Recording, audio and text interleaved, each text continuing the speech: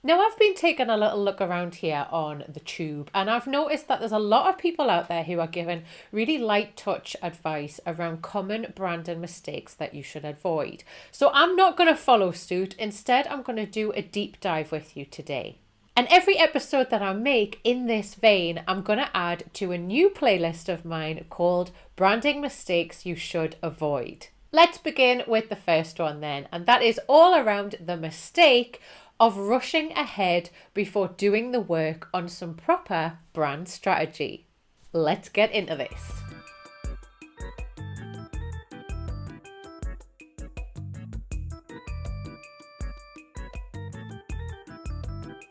Oh, it's making my eyes water, the brightness of this light. I'm going to be sitting here crying. Right. I've got a really growly tummy today, so I'm sorry. I'm sorry if there's growly tummy noises in the background. I need a snack. Okay.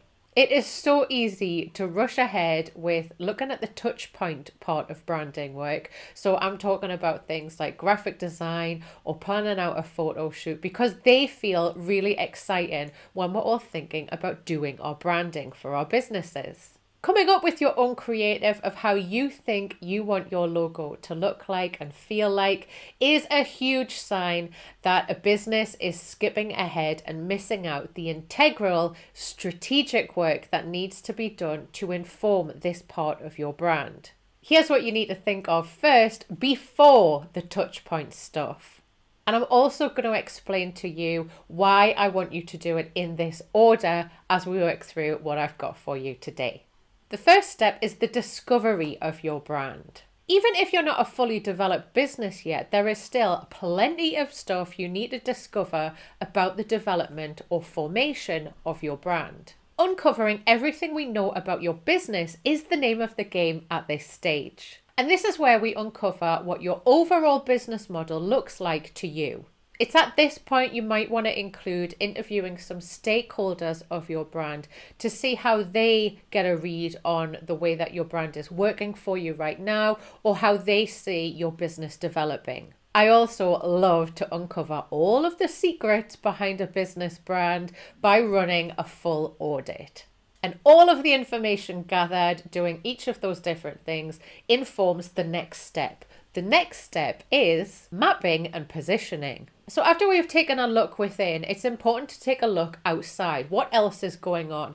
And when I talk about what else is going on, what I mean is the rest of your marketplace. And this is always the bit that everyone gets afraid of doing. Understanding how they show up, who they're trying to serve, and how they want to serve their ideal customer is really important strategic information for the way that you want to develop your brand.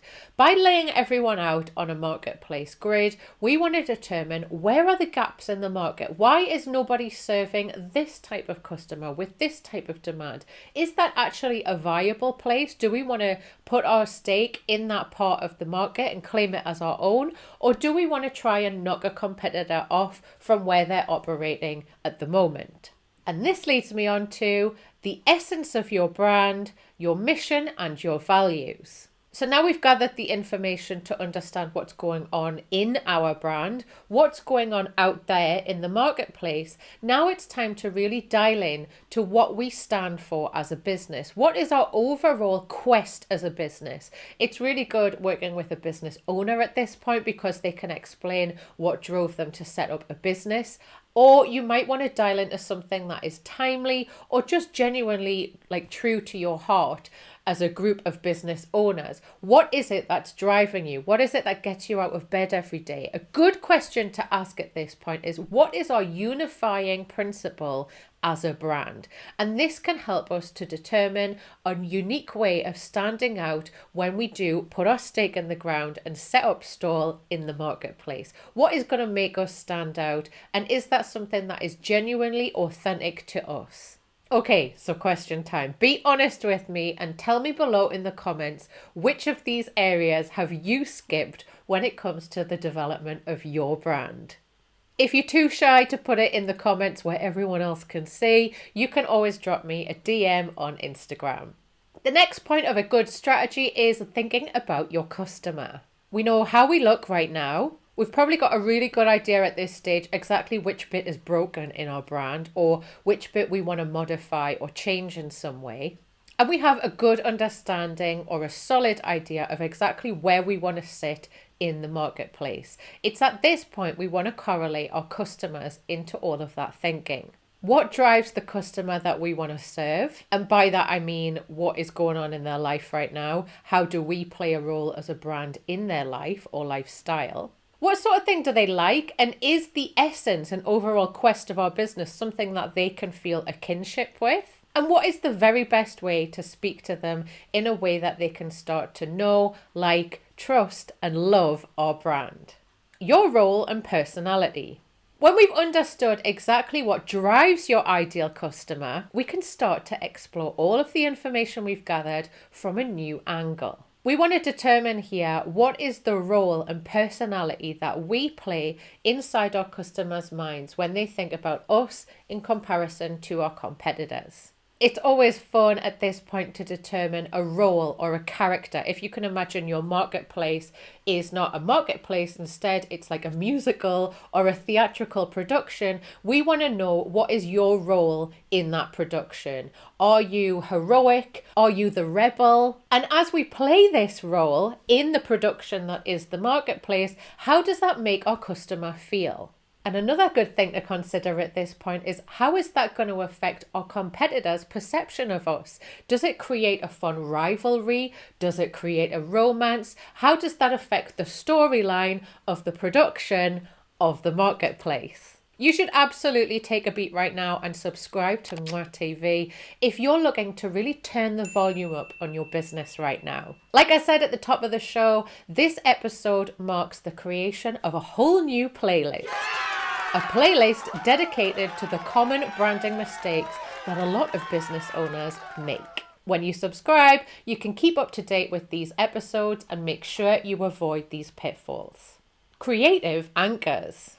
So it is at this point in the strategic process where creative can start to happen. And this is one of my most favorite parts of any brand strategy project. When we anchor, we are essentially running a deep clean on all of the loose ideas and rough directions that we've brainstormed when we've thought about doing a rebrand or sorting the brand out. Taking a really methodical approach and sorting through all of these loose ideas and holding them up next to the strategic work and information that we've gleaned so far in this project will help us to determine which ideas and which creative is a good direction for us to go in and a way that anchors down the unifying principle of our brand. So this is a great warning sign. If you're at the point where you're drowning in ideas, you've got like inspiration overload and you're not sure which idea is better than another idea, it's probably because you're lacking that framework and you haven't got anything to hold it up, each idea up next to figure out which is the right way to go. The output of this phase usually looks like a collection of mood boards, debriefing documents, and all of the things a good creative supplier is going to need from you before they start creating for your brand. Then it's finally time for the strategic design. We finally made it. Now you're ready to start working on touch points like logo, graphic design, animation, photography. All of that stuff can happen now. And the beauty of doing it this way is that every single creative supplier that you might want to hire in to get help on each of those touch points is going to be working from the exact same framework. And this means that all of their work should end up being coherent and as part of the idea that you had in your mind and not the idea or tangent that they've run off with. What you stand for as a business and the overall unifying principle of your brand should be really clear when someone considers each of those different touch points.